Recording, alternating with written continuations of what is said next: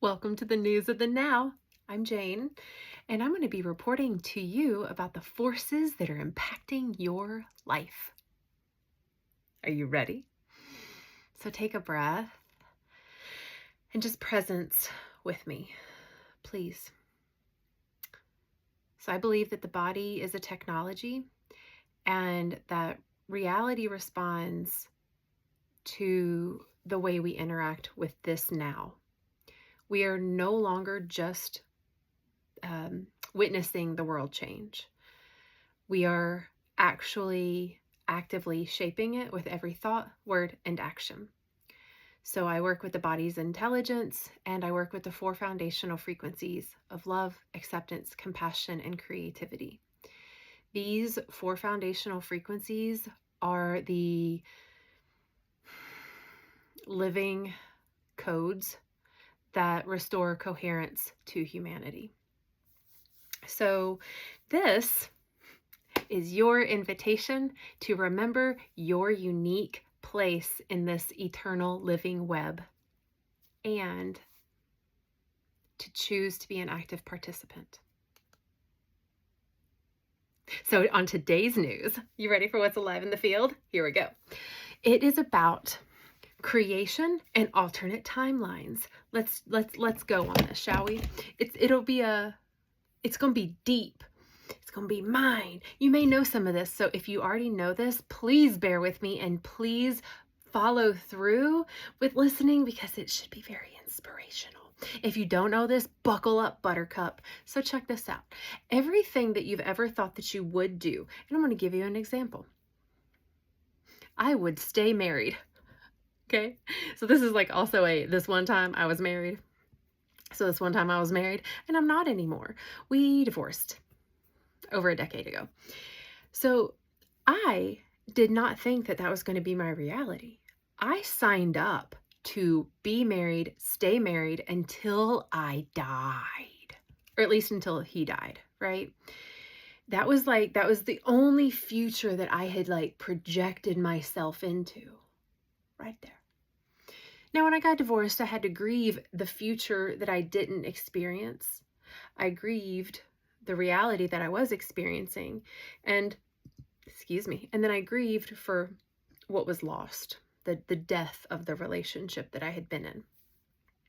But that's not my point. My point, though, is that there is an alternate timeline where Jane is still married. That is playing out somewhere in this multidimensional reality. Now, instead, I chose to get divorced and to do this other life path of my own. So there's this. But there are even minuscule choices. Like, what if I didn't quit that one job? There's a reality that I may still be working there. What if I didn't sell my house? There's a reality that I'm still there. There's a reality that I was going to go to Walmart and I just didn't. I changed my mind. There's a reality that played out that I went to Walmart. So every single thing that you had planned on and envisioned yourself actually doing is playing out in the field of consciousness. Okay? So how cool is that, first of all? What? Yeah, legit. And because we're in the eternal, it is because we're in the eternal now. Everything is now. So everything is concurrently happening. So even when we go back to a past experience that we have already lived, so we'll say, go back to my marriage. We'll say the day I got married. I can go back to most of that day in my memory. And I can go back there in my memory because it is still currently happening. Now, the difference, though, is that my human body won't experience anything than what my human body is experiencing in this right now moment, which is pretty wild because I can go back to the memory of me getting married and I can possibly feel emotions in it. And I can maybe feel the memory of me putting on my makeup or putting the flower thing in my hair or drinking endless amounts of champagne before I even said my vows. That should have been a sign. Hello. Anyway, um, that's not my point. But I can feel in my now body the memories. Just like if I go into a future of what I would love to have happen. So we'll say in this relationship aspect that I am with the beloved and he is amazing and he is like present and devoted and he loves life itself. Cool, it's so good. And I can feel like even that excitement of that coming. And then I can sit in it and feel even his arms around me, feel his presence, feel his gaze, feel his heart. I can feel it in my body and my soul. The more we feel into a reality, the more we are likely to experience it with the whole human body.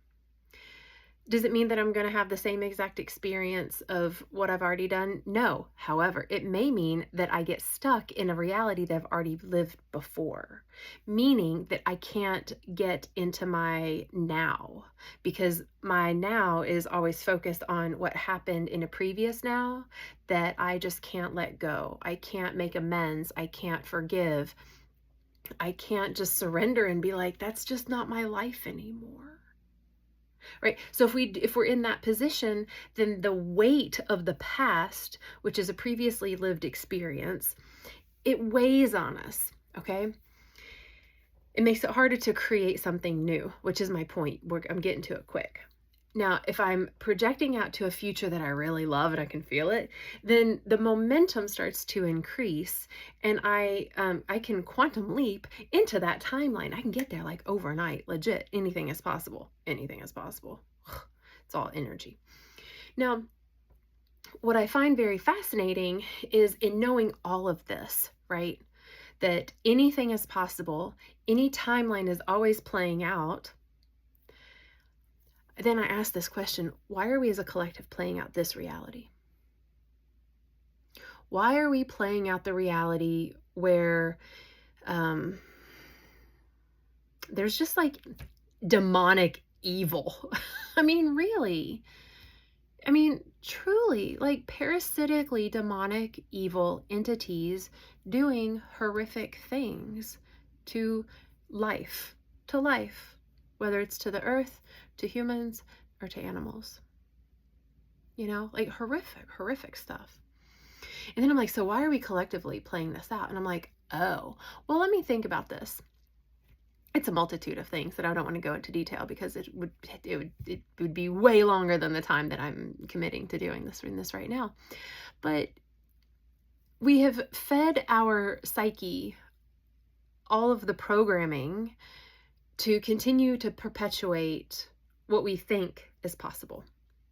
Meaning all the movies I've seen, all the traumas I've experienced, all the predicative programming that has been in so much of the media, like movies and whatnot, the subliminal messaging that happens in movies as well as music, the frequency weapons that are being used in all types of capacity combined with all the other types of bioweaponry. And then you add on like images of war, images of killing. You know, I mean, video games when I was growing up was like, you know, so Donkey Kong, but like Pac-Man, you know, Super Mario Brothers, Save the Princess, you know, like Mike Tyson's, whatever that game was, Punch-Out maybe? Like that was probably one of the most like, you know, gory that I had access to.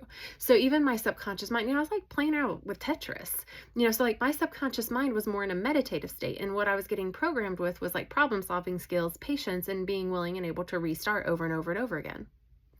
Now, fast forward to video games nowadays, and they are a lot of build them up, tear them downs, and kill them alls. So these images are consistently being put into the psyche, into the subconscious. So what that does is, consciously or not, like, we are projecting that into the future. So that means that everything that we've done that's been subliminally programmed, or even like all up in the face programming, which goes into, education systems and the political systems and a lot of dogmatic church religion things and all of that. It programs us. And so we can only imagine a certain set of possible realities for ourselves. We become limited in our scope of possibilities, which means that we not only don't elicit much of this imagination of like, anything is possible, we end up projecting repetitions of the past. And we do that because we don't live in the now. So we're just consistently taking whatever we lived in and putting it out there. Whatever we lived in, put it out there. If I were doing that, then I would just assume that any relationship I get in is going to fail. Any relationship I get in is going to fail, because so far they all have, right? Technically. But I don't think, but that's not an absolute, right? Like, it's not an absolute. Nothing is an absolute. War is not an absolute. It doesn't have to be. It doesn't have to be. Harming children does not have to be an absolute. Like, normalized. Fighting our brothers and sisters because of differences of opinion, because they're believing a side, not seeing that it's a whole fucking bird. They're choosing a side of the wing, you know what I mean? And like, so instead people are just like in this like reality, because they literally can't even fathom what a reality would look like if there were peace, because they haven't even tasted it themselves. They've not even been witness to it. They don't have a template for it. And I share all this because, y'all, we are in the shift. Big time. That's the news of the now. But this shift that's happening is amplifying so many gifts. Our energy field is increasing. The harmonic resonance of our actual consciousness is oscillating at a higher rate. Okay? We are ascending while we're still here in body.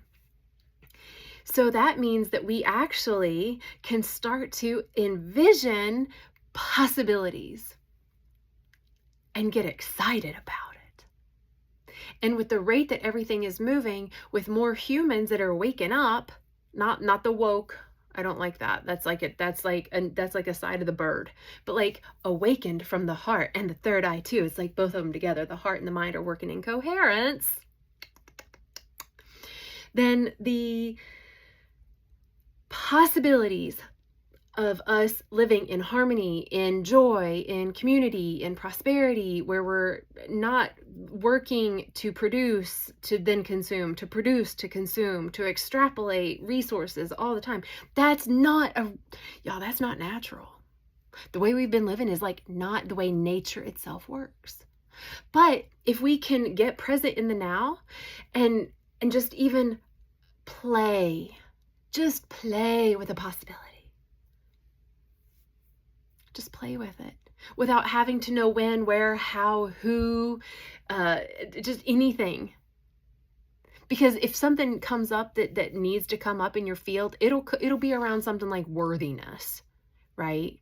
Or deservedness. Or lack. Lack may come up. Oh, there's not enough money, or I'm not good enough to get that. Or I'm inherently wrong or bad or not good enough to experience my dream reality. So if those come up, then yay, in that now moment, that's where the heart gets to be like, okay, look, that's just dumb. That's just part of the program that you were programmed with, and that is bullshit. Like, it's not true at all. So that's when we get to really drop in and be like, oh God, that was from back here. That was from back here. That's not a truth. I am deserving of goodness. I am worthy of love. I am totally good enough to live a happy, joyful life. It doesn't matter what we've done back there. It's now. It's always now. We can change in every now moment. We don't have to hold on to the patterns of the past and the patterns that we were programmed. We don't have to. We don't have to. We don't have to. So using the energy of the now to imagine, even, because y'all, the systems are crumbling quick. We get to create new ones, and they're going to be very reflective of the old ones, meaning we're still going to have governing bodies. We're still going to have medicines. We're still going to have education systems, but they're going to be regenerative. Okay? That, like, it just is. I promise you it's so possible. And you don't have to know everything. You don't have to know your role in it. Just know that your role is yours because you are here. And if you can imagine even just what your body would feel like if your nervous system chilled the fuck out and you're able to just relax, like, what would that even be like? You know, your body may be like, I don't know how to do that, but let me keep imagining it. Oh, whoa, my shoulders are out of my ears now. Whoa. You know, like we can start to train our physical bodies through our imagination, through being present in the now, and allowing our body to feel what it would feel like. What would it feel like to have $1 billion in large marked bills to rain down on you? Like, what would that actually feel like? What would it smell like? I don't know. I've never had it. I think it'd be cool. I wouldn't want it in coins because that would hurt. So that's my point, though. My point is, this is a really key time in life because we're here now to elicit our imagination for what is possible. My encouragement is to elicit part of those 4 foundational frequencies. You know, elicit love in it. You know, like if your dream life is something that's just reflective of the heinous crap that's been going on, like, I would rather start a war with everybody or blow up this whole entire land of blah, blah, blah, blah, blah. So that frequency actually is a reality that you may live in, but it's not the possible reality of actual love and bliss and goodness, while still experiencing polarity. Of course, like, we're going to experience polarity. We just don't have to experience it as duality. They're just very different, which that'll be another topic. But the news of this now is to project your imagination into something fun, something that makes you feel excited, something that brings you a sense of peace, that maybe serves others, that maybe like, and I want to say this too, because what if, okay, so this tends to be like my imagination, other than the beloved, like that one is like, that's not the point. But the one that I like I would love is, I would absolutely love if the waters of the earth were listened to and honored and held in reverence. And then what I see is that they're cleaner and there's not as much litter in them, and people can drink more water directly from the ground. I don't know how to do that, but the way that just felt and what I just saw felt really good. And that changes my nervous system. Changes my body, it changes my frequency, changes my magnetism, it changes everything. It literally changes everything. It changes the way I appear to myself and to others by me even just taking that moment to feel into something that just feels that good to me. It has nothing to do with me, but it does have something to do with like this beautiful planet that is just awesome. So that's what I wanted to share. That's what's alive in the field for me to share on this news of the now. So that's a wrap from the living web. So remember that God is here and you're a part of it. So take that into your life. And until next time, reporting from the eternal now. See you in the next now. Ciao.